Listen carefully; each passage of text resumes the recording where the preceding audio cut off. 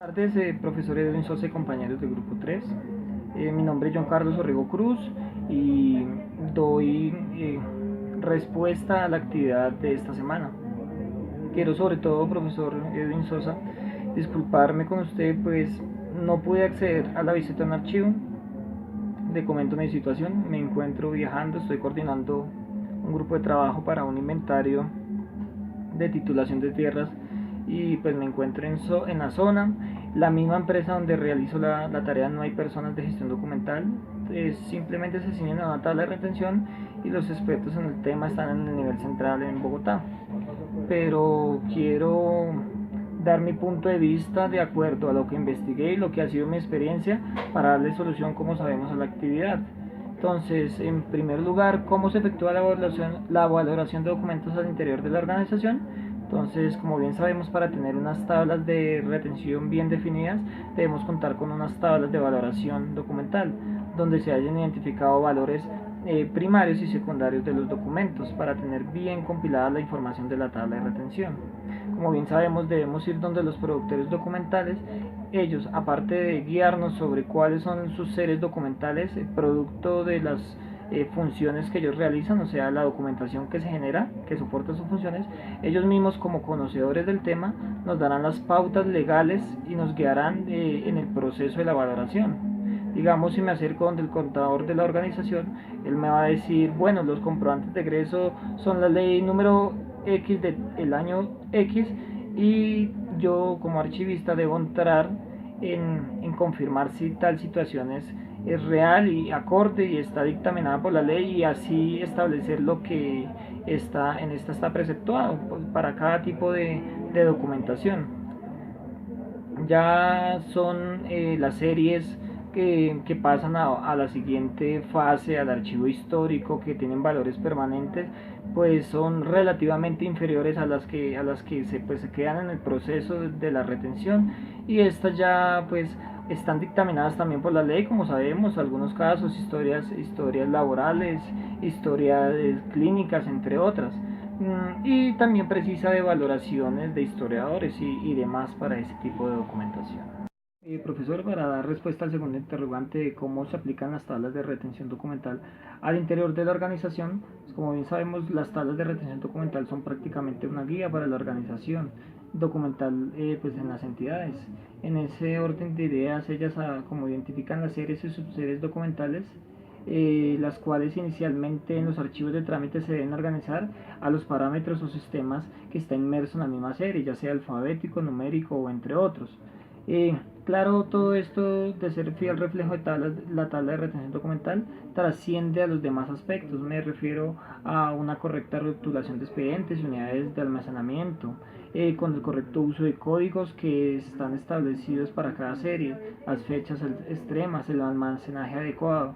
Todo lo que está almacenado físicamente pues debe tener plenamente estar plenamente descrito. La herramienta de consulta o producto sería en ese caso el FUID, el formato único de inventario documental, en el que se captura la información de cada expediente y se le asigna una numeración topográfica que permite el rastreo efectivo de la información. Favorece la gestión, por tanto, y favorece las transferencias documentales. En tercer lugar, cómo se enteran y proceden cuando hay un cambio al interior de la organización.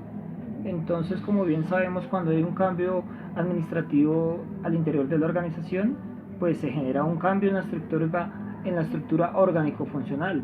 Ese cambio debe ser establecido por el presidente de la empresa o los gerentes encargados mediante un acto administrativo. El acto administrativo es el que permite que dicho cambio surta desde el momento que se da la información un carácter legal que debe ser adoptado en la institución. Bueno, al generarse cambios, evidentemente hay ya cambios en la tabla de retención documental. Entonces hay que hacer nuevamente el proceso de evaluación, de análisis documental, de fuentes, todo lo que está inmerso en el proceso de la tabla de retención, actualización de cuadro de clasificación documental, reconstrucción de historia institucional, efectivamente con ese último cambio, y todo debe ser otra vez nuevamente evaluado por el comité de archivo y enviado al comité de evaluar documentos, según sea la instancia que lo evalúe, distrital, departamental o el archivo general para su respectiva aprobación. Ese sería como el paso que se debería realizar. ¿Cómo se efectúan las transferencias documentales al interior de la organización? Pues se tienen en cuenta las series que ya cumplieron su tiempo y se ha detallado su registro utilizando para ello pues, el formato único de inventario documental.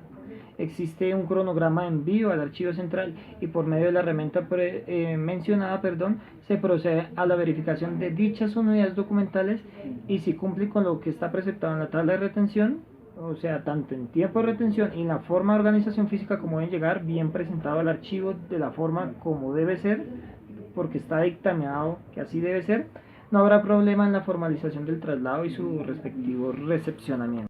Quinto, ¿bajo qué formato se efectúan las transferencias documentales al interior de la organización?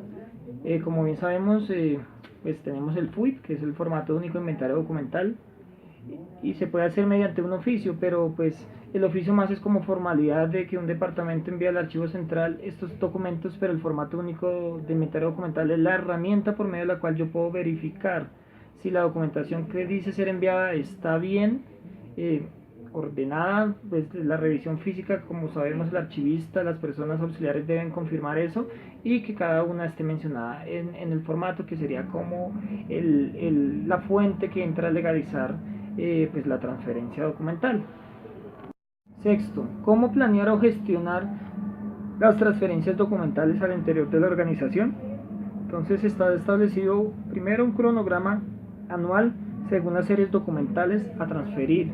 Eso se da debido a su periodicidad y pues se da un tratamiento, un orden jerárquico para su transferencia, para su recepción, decirlo así, del mayor rango al menor rango entre la organización. Se diligencia el FUID como había comentado anteriormente y se hace la respectiva verificación y pues y esa sería la legalización al ingreso al archivo central. ¿Cómo procede la eliminación de los documentos que no son objeto de transferencia documental al interior de la organización? Pues entonces documentos que nunca pasan al archivo central, que se quedan en la oficina de trámite, pues se sacan los documentos según las indicaciones de la tabla de retención y pueden ser eliminados pues si se está dictaminado de esa forma en la tabla de retención y se realiza pues el inventario en el FUID. Se diligencia el acta de eliminación que pues debe ser un formato controlado, pues toda organización debe tender a esa normalización y se contacta a funcionarios del archivo central para que hagan los fines de verificación, que sea pues lógicamente lo que está preceptuado para ser eliminado por la tabla de retención, que no sea tomado arbitrariamente y si cumple con estas características está bien, pues se da el visto bueno y se procede pues a establecer el método de eliminación que se haya establecido en la tabla de retención documental, legalizado como comenté por esa dicha acta de eliminación en formato. ¿Qué inconvenientes ha encontrado en la aplicación y actualización de SUSTR al interior de la organización? Entonces, como experiencia en lo que he trabajado y en lo que he hablado con archivistas que ya llevan mucho tiempo en este campo, muchos funcionarios enredan nuestra función archivística con métodos alternos. Pues, si bien funcionan para ellos, no son los que están preceptuados por las tablas de retención y por ende lo que debe manejar transversalmente la organización. Los satisface a ellos, no satisface los postulados de las tablas de retención y por ende si se llegara a ver una inspección para el Archivo General de la Nación, evidentemente estaríamos fallando allí porque no es lo que está preceptuado legalmente. Entonces es el llamado como a cumplir con los parámetros y los funcionarios, muchos funcionarios públicos son muy celosos con los documentos y alteran el orden con sus mecanismos alternos. Finalmente, ¿qué recomendaciones nos pueden realizar en función de la elaboración y aplicación de tablas de retención documental? Pues a este apartado puedo decir que hay una sola que lo resume y es ceñirse perfectamente a la ley tanto en las tablas de retención documental, lo que promulga el AGN como ente rector de la política archivística y a la normatividad expresa para cada serie documental. Eso sí se da según el tipo de documentación que se maneje, contable, lo financiero, lo de talento humano, salud ocupacional o la actividad que se dedique la empresa. lo que había comentado, cada persona debe acercarse donde el productor y establecer ese diálogo con él para que él nos guíe con la normatividad que se aplica para cada serie documental, cada agrupación.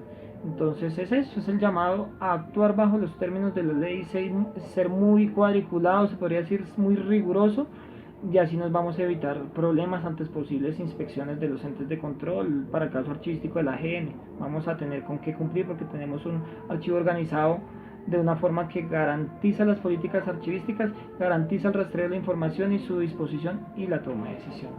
Profesor Eden Sosa, le agradezco me escuche, me sepa entender el por qué no lo realicé de la forma como debería haberse realizado. Yo sé que es de suma importancia, pero se me complicó y pues a no entregar nada prefiero hacerlo de esta forma. Muchas gracias, una feliz tarde y hasta la próxima.